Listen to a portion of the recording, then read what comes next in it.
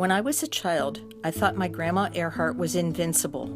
She would get down on the floor and play card games with my sisters and me, which was no small feat, as she was overweight, she walked with a cane, and one leg stuck out at a weird angle from her hip. But that never kept Grandma from doing anything that she wanted to do. Weekends, birthdays, and holidays were always special because Grandma was with us. On summer mornings, I would jump out of bed very early and run to the front porch where she'd be sitting, reading her Bible and meditating.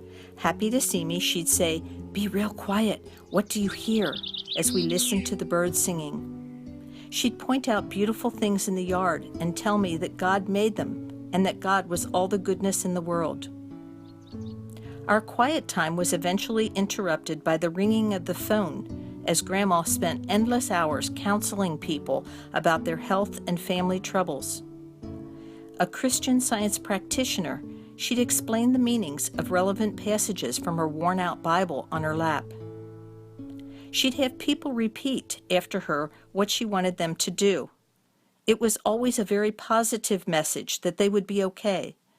Sometimes Grandma would visit these people in Florida or out west. We'd write her letters when we missed her. Grandma always helped us with our problems too. When my sisters or I had a tummy ache or skinned knee, she'd tell us that God was good and He didn't want us to feel bad. Pain was evil. She called him Poofenfoos when we were little, and she'd quietly, calmly tell Poofenfoos to leave us. And we'd visualize Poofenfoos leaving our bodies. We focused on the positive and felt better. Mind over matter was a key phrase that we often repeated.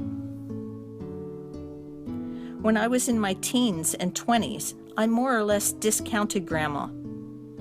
I rejected Christianity and thought her religious ideas were too extreme. Our relationship changed. I regret that. I wish I could tell her how much she had helped me. Even though I had moved on, she was the person I called when I had a miscarriage, and as always, her words consoled me. I wish I could tell her how her teachings still influence my life, how much I learned from her. I'd tell her that I can still find that quiet place in my mind, and that it helps me to feel comfort and solve problems. I'd tell her that I still refuse Novocaine, much to my dentist's disbelief, as I'm capable of tuning out pain. I'd tell her that when my children were little and needed uplifting, I calmly repeated positive messages, often using the very same words I heard from her when I was a child. I wish I could ask my grandma about some of her ideas: visualizing good health, the power of positive thinking, meditation. When I first learned about these things, I was just a little girl.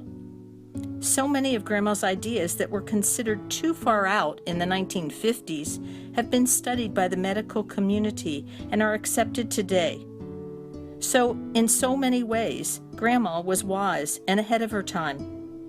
I wish I could sit on the front porch with Grandma very early some Sunday morning and listen to her talk about life.